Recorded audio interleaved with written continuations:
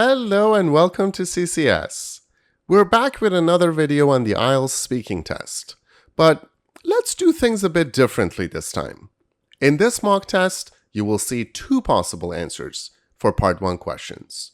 Why, you might ask? Well, hopefully this exercise can help you with forming different ideas, learning some new vocabulary, and practicing various sentence structures. Sounds good? Let's go! Here's our first question. You should pause the video now if you want to think about it. Yes, I did my fair share of chores as a child. You see, I had regular tasks like setting the table, taking out the trash, and helping with simple cleaning duties. It was a great way for me to learn the importance of contributing to the household and understanding the value of hard work. Cool. Now, let's try that again with a different response. Oh yeah, as a kid, I did tons of chores. I was always cleaning up my room, helping with cooking, and just making sure things were in order around the house.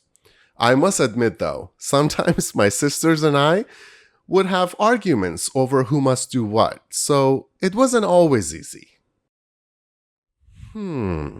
I currently take care of several chores to help maintain a clean and organized living space. My daily responsibilities include tasks like cooking, doing the dishes, and keeping the kitchen tidy. I also handle the laundry and general cleaning duties like dusting on a weekly basis. I deal with the regular chores like vacuuming and doing the dishes, and sometimes I must handle bigger tasks like fixing things around the house. I'm also the only person in charge of grocery shopping, so I always have something to do around the apartment. Yes, there are definitely some chores that I dislike doing. One of them would be cleaning the bathroom. It's not the most pleasant task because of the cleaning agents and the nature of the job. Another chore I'm not very fond of is mowing the lawn, especially during the hot summer months. It can be physically quite demanding, you know? To be honest, I'm not a fan of ironing clothes. I find it to be a tedious task. It's a bit time-consuming too. And I prefer tasks that are more dynamic. I'd say dealing with the dishes is probably at the top of the list too. It just feels like a never-ending cycle sometimes. In my family, we have a fairly straightforward system for deciding who does various chores around the house. We typically have a discussion at the beginning of the week where we consider everyone's schedule and commitments. Based on this, we allocate specific chores to each family member, taking turns to ensure fairness. Plus, we often rotate the more demanding or time-consuming tasks to share the workload. We often consider individual preferences, strengths, and availability. It makes sense, right? For example, if someone enjoys cooking, they might take on more responsibility in the kitchen. Similarly, tasks like taking out the trash or walking the dog may be assigned based on everyone's schedules. At the end of the day, it's all about being kind and helpful when you can.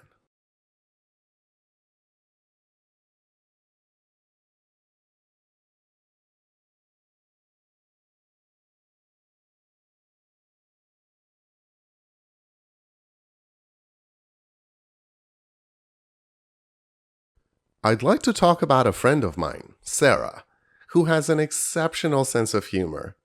I first met Sarah in 2014 when I first started working at a school in Toronto, and her wit and humor immediately stood out.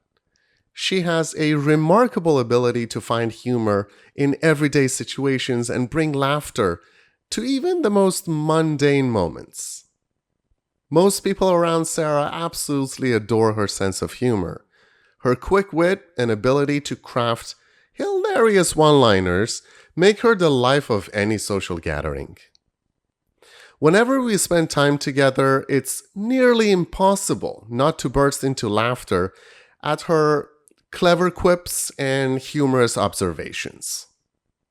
She has an incredible talent for lightening the mood with her silly voices and impersonations. And it's evident that her humor is a real gift, appreciated by almost everyone in her circle. Almost. What makes Sarah funny is her keen sense of timing and her ability to find humor in the ordinary. She can turn a simple conversation into a comedic performance with her funny remarks and playful sarcasm. Her humor isn't just about making people laugh, it's also a way for her to express herself better and to connect with others.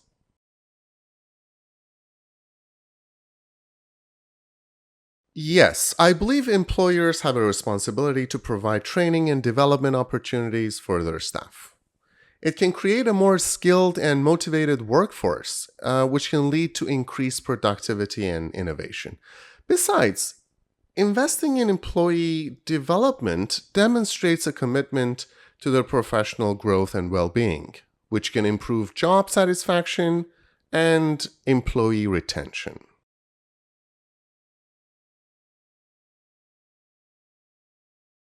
Training holds immense importance across various industries. In rapidly changing sectors like technology and healthcare, ongoing training is obviously essential to keep employees up to date. For example, manufacturing depends on safety training to prevent accidents. And in service industries, for example, customer service and soft skills training are critical for improving the customer experience. I think companies should aim for a balanced approach when it comes to training. Obviously, older employees can benefit from training that helps them adapt to new technologies and stay relevant in the workforce.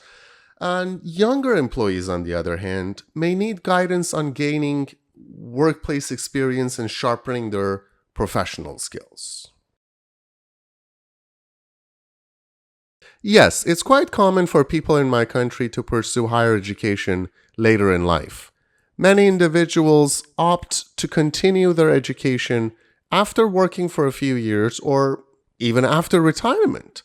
This trend is driven by the desire to enhance career prospects, switch careers, or simply pursue a lifelong passion for learning.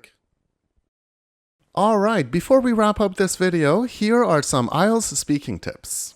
Number 1, speak some English every day. Number 2, ask the examiner questions if you don't understand. Number 3, do a 24-hour English warm-up. Just like an athlete who needs to warm up before a sporting event, you need to warm up before your IELTS exam. So make sure you speak, write, read, and listen to English, and only to English for 24 hours before your test. Number 4, give full answers. And number 5, don't be afraid to correct your own mistakes. So, how was it? We hope you found this episode useful, guys. Don't forget to subscribe here for more lessons like this one. Keep on practicing.